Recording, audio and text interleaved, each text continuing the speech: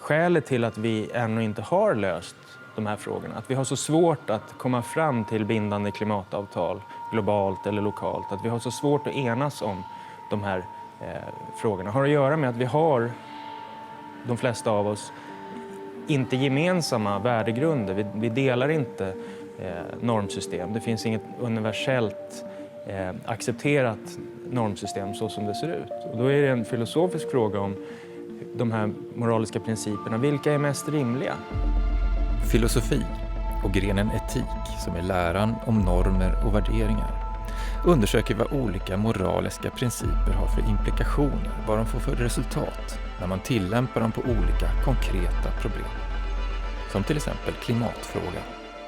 Jag tror personligen att debatten skulle må bra av att vi börjar fundera över vad målet är med vår forskning eller vår samhällsbyggnad. Vad är det som gör att vi vill det ena och det andra?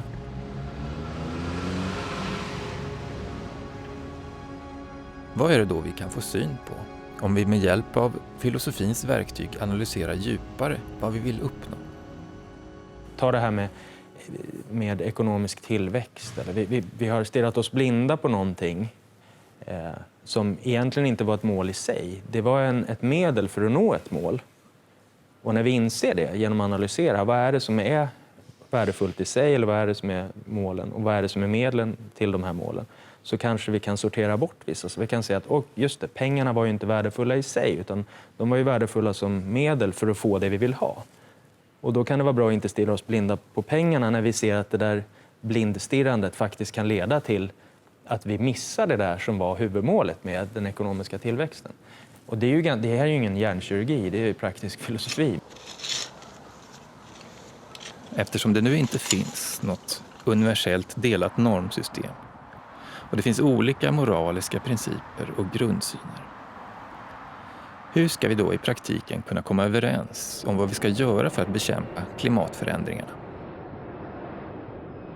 Det relevanta är egentligen inte vad vi gör för att minska våra utsläpp. För klimatet är inte känsligt för huruvida du minskar dina utsläpp genom att äta mindre kött eller flyga mindre eller köpa din el från förnybara energikällor eller om du det är inte det som, eller om du avstår från att skaffa barn eller någonting. Klimatet är bara känsligt för den mängd koldioxid eller växthusgaser som vi släpper ut.